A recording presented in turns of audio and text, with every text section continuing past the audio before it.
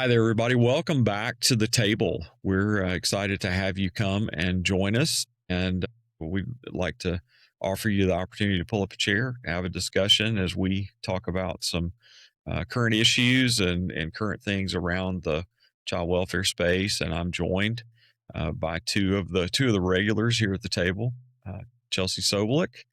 Hi, Chelsea. Hello. How are you?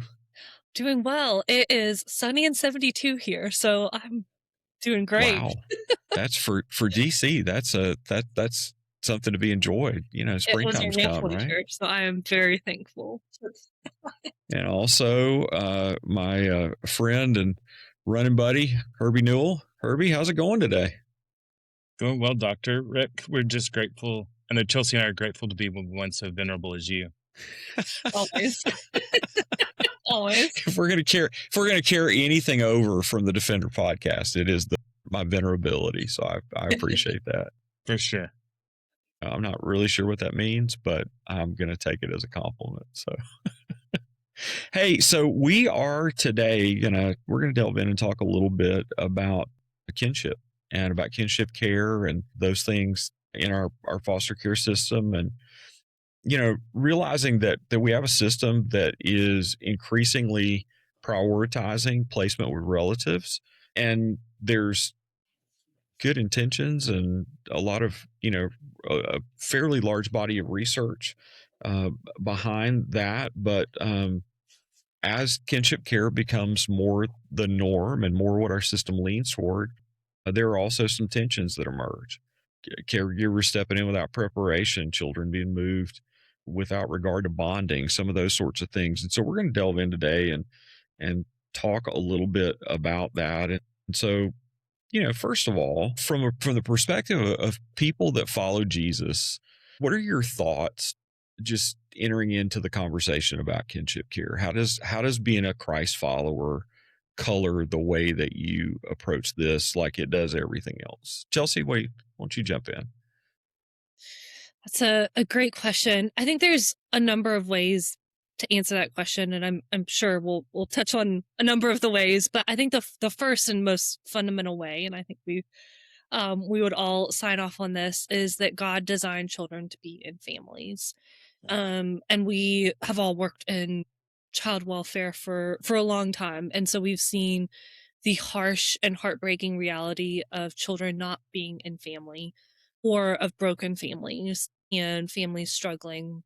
And I think as a Christian, that ought to break our heart every single time. And we should not get numb to the fact that broken families break God's heart, and they ought to break our heart. And because it's not how God designed the institution of family. And so I think that's the baseline: is God designed family to be between a man, a woman, and to be that safe place for children. And so I think that's kind of the starting point as Christians, where we start, is that children belong in families.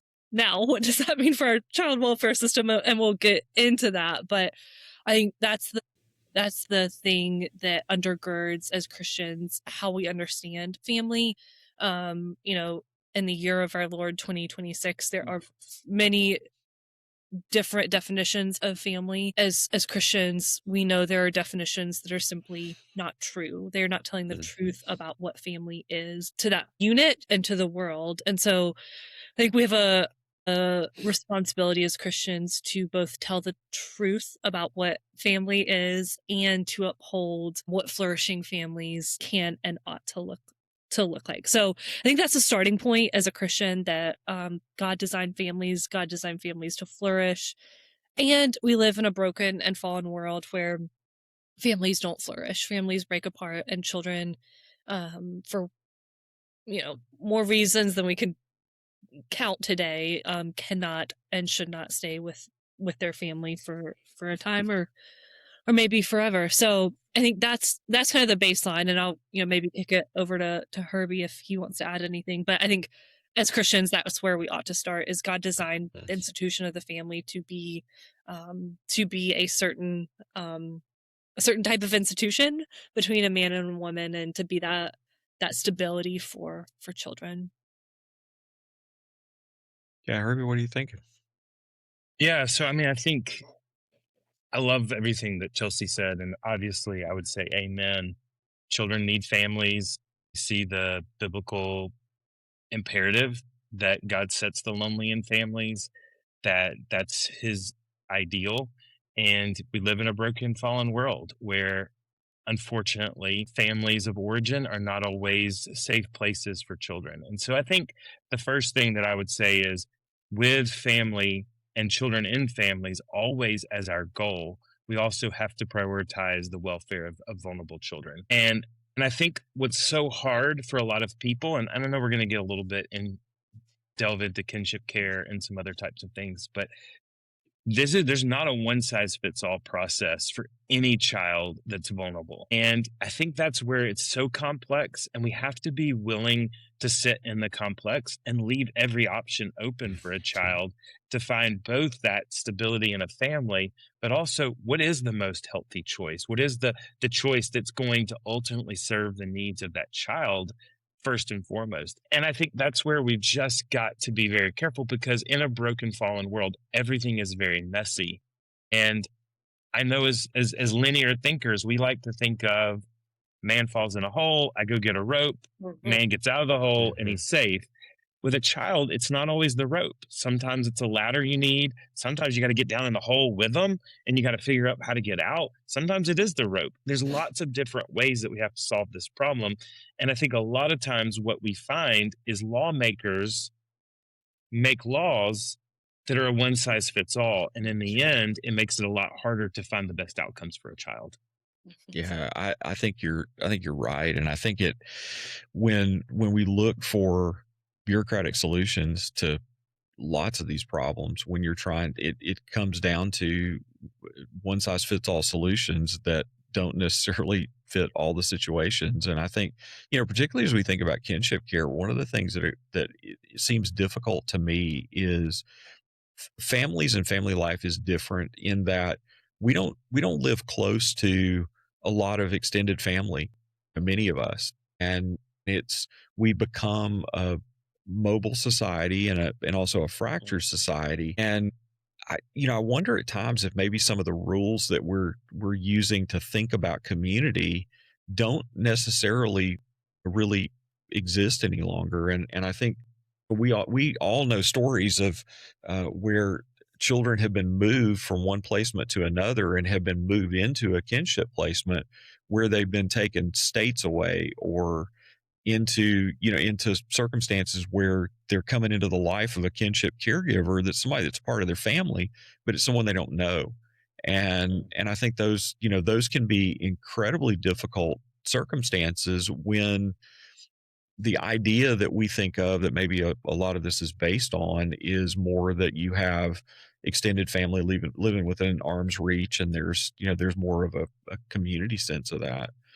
Well, what about the preparation part of this, I think, as well? Because I think one of the challenging things that we see many times as we think about kinship care is that the state perhaps is incredibly involved in the preparing of foster parents, but maybe not so much involved at times in the preparation of kinship families. And it seems as though the lines get very blurry in that conversation. It occurs to me that that's a place where the church can really shine if we chose to do that in stepping into the lives of a birth family. And Herbie, what would be some of those things that, as we think about the church's ability to not only bring the gospel to bear, but to bring the gospel to bear relationally in ways that we could maybe perhaps encounter birth families or kinship or extended families? Yeah. You know, obviously, very broad, a lot of things that we can do as the church. I think in specificity, as we're talking about kids that are being removed from their first families, I think one of the things the church can do is really care for those kinship families, right? Right. Make sure that those families are prepared. Make sure that they have the tools and the resources that they need. I know we're probably going to get into this a little bit more, but one of the issues with kinship care is the prejudice goes towards biology but it doesn't go to preparedness. It doesn't go to resource. Are those families correctly resourced? Are those families, do they have what they need to be able to adequately meet the needs of those children? I think these are some places where the church can come alongside of those extended families, providing those resources, providing that care. You know, one of the things that I will also say is, and again, I'm not necessarily answering your question, Dr. Rick, but Yeah, I no, think I really want to say this part is, yeah, when we prejudice biological families, we're also not looking at, is this really what that child needs to succeed? And so being very careful, because it's a story that's personal to people in my family. You know, I hmm had a extended relative who lost custody of her two children, and a grandmother ended up bringing the children into the home. Well, this grandmother was physically, with her yeah, health, was not really at a place where she could take care of young children. She was not ready for the traumatic issues that they were going to bring into her home. And in the end, the grandmother actually ended up in the hospital with some pretty major surgery, and the kids were removed from grandmother again. In the meantime, there was a stable foster family that could keep them in the same schools, that could be able to bring some stability to them during this time, that was passed over twice until the second relative, which actually ended up being my wife and I, could take these same children in. Again, we love these children, but then when Ashley and I were able to bring them in, we loved them, we cared for them the best that we could. But we also had, even though not an extremely close relationship, we had a hmm close enough relationship with their birth mother that we were constantly put under pressure for visitation, even outside of what the courts had ordained. We were constantly put under pressure to get them on the phone all the time. And so, pressure that, in the situation, and because of what this birth mother had done, and the reason her kids had been removed, it wasn't a safe situation for these yeah, children. And it put actually more tense, it put more tense relationship around them. It put them in even further trauma. And in the end, it was a yet another loss that they experienced, until, guess what? They ended up in the unrelated foster home, where they were able to thrive, stay in their school system, and really be able to do the things they need. So I think, again, kinship care in theory is fantastic. Kinship care in practice, there's a lot of things we have to think about and a lot of roadblocks. And that is, to answer your original question, I think there's yeah, a lot of place for the church to really speak into that, both to resource that non-relative family, but also to resource that relative family. yeah, yeah. And I appreciate you sharing that story, because I think that really does illustrate the complexity of the question, and the fact that when you have the state with a system and a set of rules and mandates that are being placed by a court and all that, it really does make the situation much stickier for for those relatives that are becoming involved, because you're, on one hand, you're caring for the child's part of your family. On the other hand, you have a responsibility as as somebody who's acting under or in relationship with the authority of the state. And I kind of, and Herbie, what I was probably fishing for a little bit was the idea of, just as we think about hosting models, and as we think about the church being able to train families to to host kids within the church. I wonder if one of the things that we can think about as well is using some of those resources to reach out to kinship care families. And um, Chelsea, what about from a policy perspective? That's also, as in addition to being an adopted mom and all the other hats you wear, one of the things that you think about this from a policy perspective. How does this strike you? Yeah, I think there's a couple of things I will say. And Herbie, I really appreciate that you addressed a lot of the complexities in this. And I think I'll say two things and then answer your actual question, Dr. Rick. But I think we, in the child welfare community, talk a lot about putting the best interests of the child first. And yet we still find ourselves in situations where that is not happening, or we, pay lip service to it, but then all these other factors are at play. And I think that has to be the guiding principle for social workers, for policymakers, for the church. That we have to truly come on the same page. And I know we talk about this a lot, but Herbie, to your point with that situation, and I think we could all tell stories of people we know or situations we've seen where it's gone sideways. And so I think that has to be the first thing. I think the second thing that I've seen on a policy front is the pendulum can swing pretty heavily back and forth. And there's been federal bills, state level bills that have been passed to try to right some of that. But one thing I am encouraged about in theory, and I hope this in practice will continue to, or will put the best interests of children first, is this current HHS, Department of Health and Human Services, their initiative right now is a home for every child. That's kind of their tagline. And of course, we could split hairs of a safe and stable home, a home that's, all of that. But, in years past, there's been, a push for more foster families to be recruited, which is always needed and whatnot. But I am in principle encouraged that this current HHS is thinking about a home for children. And again, we can get into the weeds of what that actually looks like, but I'm encouraged that at least in theory seems to be where their head and their mind is at.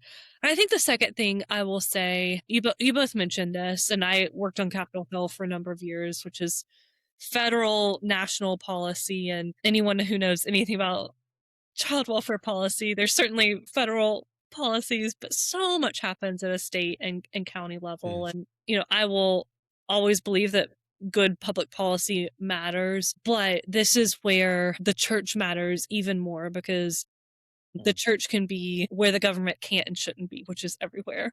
I don't want the government everywhere, but the church can be everywhere, and the church can be, my hometown in North Carolina looks very different than Alabama, that looks very different than California. And those church communities know their congregations, they know their communities, they know the pain point, they know all of that. And so, there's always going to be room for policy solutions, but what works in a Texas isn't going to work in a New York City and things like that. And that's why, as Christians, I think we have such a unique opportunity to step in and to care for our communities. And maybe I'll just end on a little personal example. We were all talking before we hit record. My son was in the hospital for a week, and we're home and we're doing well. But even in that week, we don't live close to family at all. And our church family came to visit us. They texted every day and prayed for us. They sent us DoorDash gift cards. They brought meals. And I was thinking about this in preparation for recording, of church family caring for our vulnerable family over the past couple of weeks, and how much it meant. And for one family to send a meal wasn't a big lift, but it blessed our socks off and helped stabilize us in a really challenging time. And how I feel like I'm monologuing at this point. I will land the plane, but how maybe someone listening to this who could feel really overwhelmed of the policy and this and that, and we can all serve our communities. We can all find needs and help meet them, whether that's financial donations, making a meal, babysitting for a couple hours. There's just so many different ways we can help families in our communities. So there's a lot there, but I think government matters. It's one of the three God-ordained institutions, but the church also has such a significant role to play in these conversations as well. Well, I think we've got to lift up our eyes too, right? Like the needs of many of these families and the needs of their extended family are out of sight, out of mind in a lot of respects to many of our churches. And I think one of the things that becomes difficult in this is getting involved in communities and getting involved in the lives of people whose lives don't necessarily look like ours. They're not necessarily going to the same places we're going always, or those sorts of things, and really kind of inconveniencing ourselves in that way for for the opportunity to build relationships so that we find opportunities to be able to serve those families. Well, I want to kind of throw attention for just a minute to, there was an article that we looked at kind of in preparation. I want to go back and talk about it a little bit about in the New York Appeals Court and the class action. There was a class action lawsuit that was allowed to proceed on behalf of children who had been denied placement with willing relatives. And this one kind of jumped off the page to me as we were looking at some things that are happening out there around kinship placement. And the focus of the courts is the idea that there have been delays or administrative barriers or even disqualifications of birth families or of extended family as children have been removed from their birth families. And the fact that there is, so there's a constitutional question, that comes into play is, what is the right of a child, with regard to a speedy placement, and what is the balancing right of family? I thought this was just a fascinating case in the fact that, it seems to be that the judges are at least wanting the courts to consider the idea that that birth family should be preferred in that. Just curious about, your reaction to the case and where you think this may go and how we should react to it. Herbie, what do you think? Yeah, well, I mean, I think it's, again, I would probably repeat some of the same things I've already said for sure. But I certainly think, and let me go actually and use this from an international adoption sense, because I know we're all very engaged with international adoption as well. I don't think any of us, and Chelsea is a international adoptee and an international adopted mom. Dr. Rick, you're an international adopted dad, and I'm very passionate about international adoption. So, but anytime we go, obviously we all would believe and agree that if a child can stay in their country of origin, come into a safe family, and be cared for, that would be best case scenario. Again, we don't always live in best case scenario, but we've got to have a mechanism that realizes if that's not a possibility, what's the next best right thing? And so obviously we want to keep families together. If that's not best, let's look at family. If there's not a great situation there, then let's go ahead and look towards the unrelated family. I think one of the things that the case continues to say, and I know it's legal words, and I know it's legal words that are being used in legislation as well, but it's this whole idea of a stranger family. And I think instead we need to realize that we need to have an equal basis of qualifying families, right? And so there needs to be equality. I know that the argument in the lawsuit was some kinship placements are denied because of offenses that they had decades ago. Well, in the same way, non-relative families are also held to that same standard. And so we need to have a baseline standard that says this is what's best for a child. This is what's safe for a child. I think this idea that we have that a child is only going to be abused in a non-relative home is really just not bared out by the statistics. And so we need to keep a baseline. But I think all three of us would agree, if a child is removed from their biological family here in the United States, in the same way we would look at that continuum of care in an international sense, we would definitely prioritize and say, if there is a safe family that meets all the criteria and they are going to help keep that child in the things that they know, then yes, let's look at them. But if there's not that best case scenario, if they're going to have to go out of state, if you're going to have to disrupt their life, if they don't know that family member very well, in a sense, that family is just as much a stranger as a non-relative placement, then we need to look at the next placement that's going to be best for that child. And I think if we put the child's best interest at heart and at the core, then we'll make the right decisions. So, bottom line, I don't think the court's wrong to say that we should look at biological kinship placements first, but I think the court is wrong when it says that maybe we should have lesser standards for those kinship placements. Yeah. Chelsea, go ahead. Yeah, I'll just say one thing.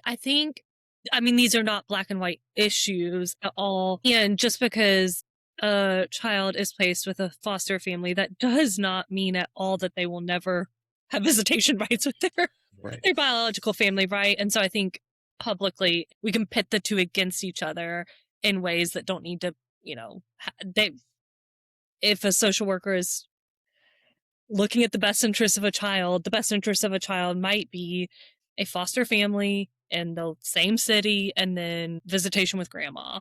Or, I think, it's if these were simple to address, we would have figured it out. But it's not black and white. And if social workers are doing their jobs well, then they will protect children and ensure that they can have time with biological families as appropriate and safe.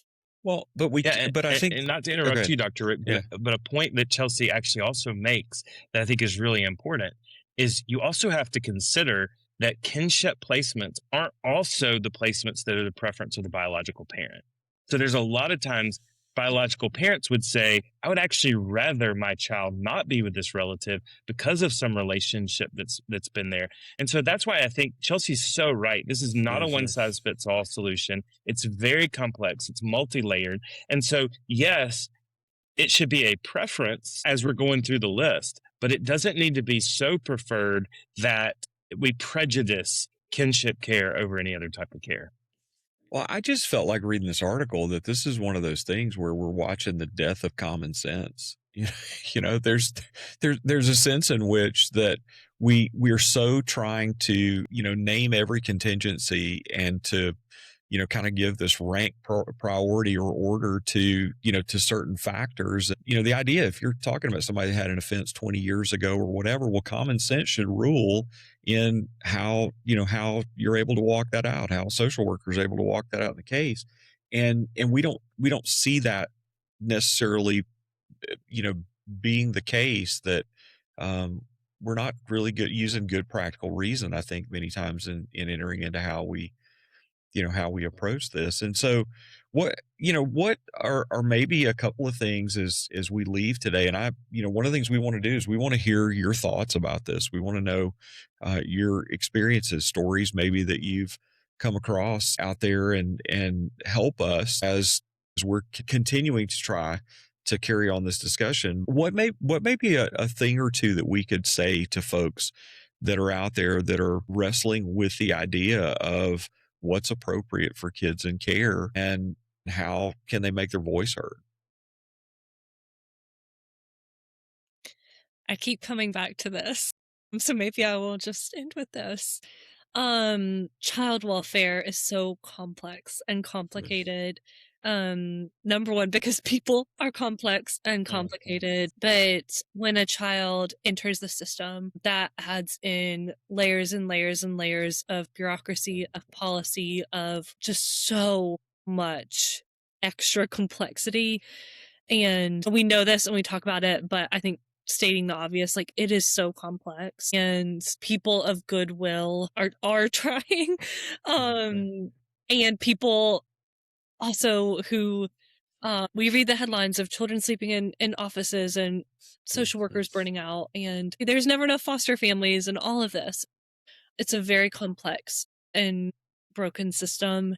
And for any one of us who have touched it with our personal lives or worked in it for any amount of time, we can say amen to the complexity. So I think people listening, maybe who haven't worked in child welfare, I think please hear all three of us acknowledge the deep complexities and nuances in all of these conversations.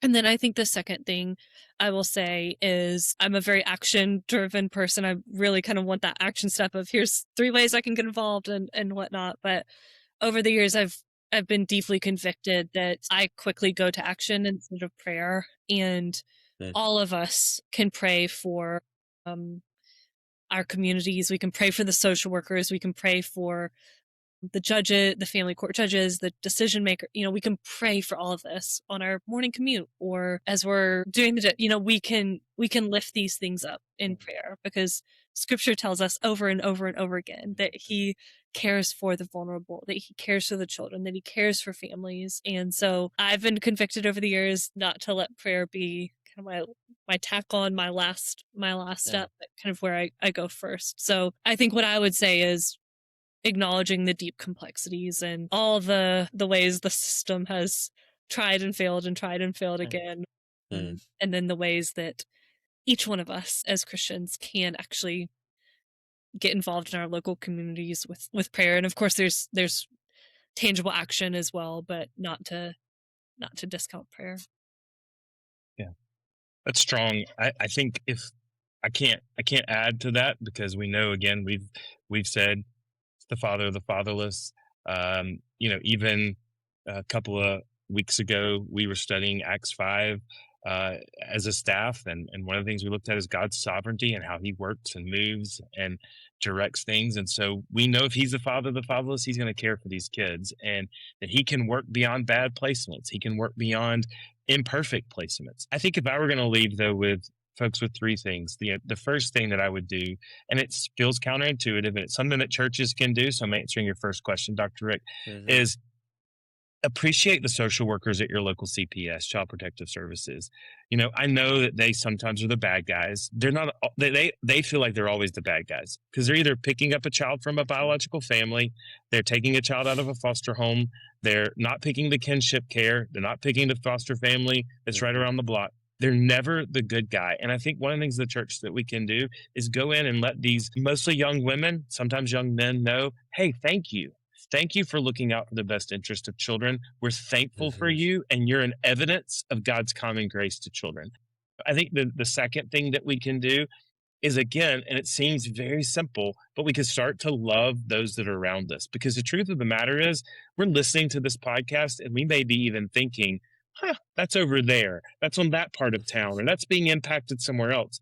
You really don't even know within your sphere of influence, within a mile away, how many families this is impacting in some way. So be a good neighbor, get to know your neighbors, know what's happening in your neighborhood, and be willing to reach out with kindness, with the compassion of Christ. And then third, I'll step into Chelsea's world. Let your representative know that you're passionate about this issue and that you believe it's multi-complex, multi-dimensional, that it's complex, that there's no one size fits all, and that you would love for them to speak in, that ultimately we care for the best interest of children. And as Chelsea will tell you, because she's worked in those offices, she's advocated with those offices, they listen when you call and they do receive your phone calls. And just let them know that, hey, that you're behind them for anything that they do that is ultimately advocating for the best interest of a child. Yeah, man. Thanks, Herbie. And I just want to echo as we wind this up. Let's keep our eyes open in the world around us. I mean, I think even we've talked about kinship care with regard to the system, but I mean, how many of us know grandmothers or aunts or uncles or people that are in our sphere of influence that are raising children that are a permanent part of their family necessarily, and are standing in the gap for someone. And we have the opportunity to be able to be the hands and feet of Jesus in the lives of those families, and to provide resources and do things to help them know what it is that they're doing, and how to do it more fully for kids that may have really complex stories and really difficult histories. And so, well, hey, thanks for joining us at the table. We really appreciate you coming and pulling up a chair with us and enjoying a little bit of time. We will be right back here again on our next episode to take on another issue in child welfare or current happening. And we hope that you'll join us on YouTube or Apple Podcast or Spotify or wherever you find your shows, and that either be visually or if you are just listening to us in an audio format, we appreciate it. And so we hope you'll hit like and subscribe and all those things. And that you'll leave us a post and let us know about what you're thinking and about maybe what you'd like to hear here on the table. So for Chelsea and Herbie, I'm Rick Morton, and we're thankful to have you along with us today.